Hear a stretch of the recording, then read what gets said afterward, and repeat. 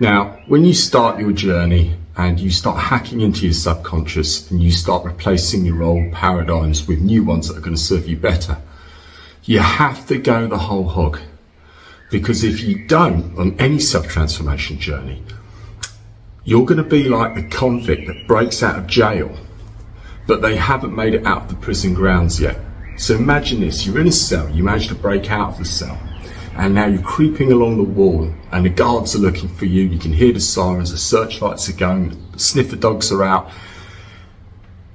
Now you're going to be in an in-between stage here, do I completely go and break free of the prison ground, or do I then go back to my cell because it's starting to get too dangerous out here? This is what Bob Proctor refers to as the wall of terror. So whenever you're embarking on great transformational change, your subconscious hates change. So what it's going to do is make you feel really uncomfortable, and then you're going to think, hang on a minute, I was better off back in the cell. Okay? If you watch Shawshank Redemption, they talk about this notion of being institutionalized. Guys that have been in prison for like 20, 30 years, and then all of a sudden they're released on parole and they go crazy and they're really scared and they can't handle it because they're not even used to opening the door for themselves. So once you actually realize that you're conscious and you're in a driving seat and you're pushing things forward in your life and not your subconscious, not your behavior patterns, not, your habits, that can be daunting at first. And my advice is, you can go back to the cell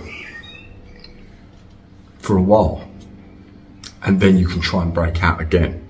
So never quit trying to improve. It's an ongoing process. It's about progress, not perfection. So it might be you need a bit of time back in the cell, for want of a better word, just to sort of build up again and get a plan, and then you're going to go and break free again on another morning. It's a bit like the film Alcatraz for Clint Eastwood, where, they venture out of the cell a few times, they have a look around, and then they go back to the cell and they said, no, okay, we need to be more prepared. Because yes, we can get out of the cell, but we can't break free from the prison grounds itself.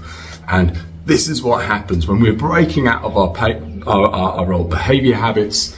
There's going to be a time when we got to go back to the cell and regroup and go, right, I'm going to need some different tools for this job, because when I leave next time, I'm going to get a little bit further, and then I come back to the cell, and then I'm going to go again, I'm going to retool, and I'm going to get a bit further again and again and again.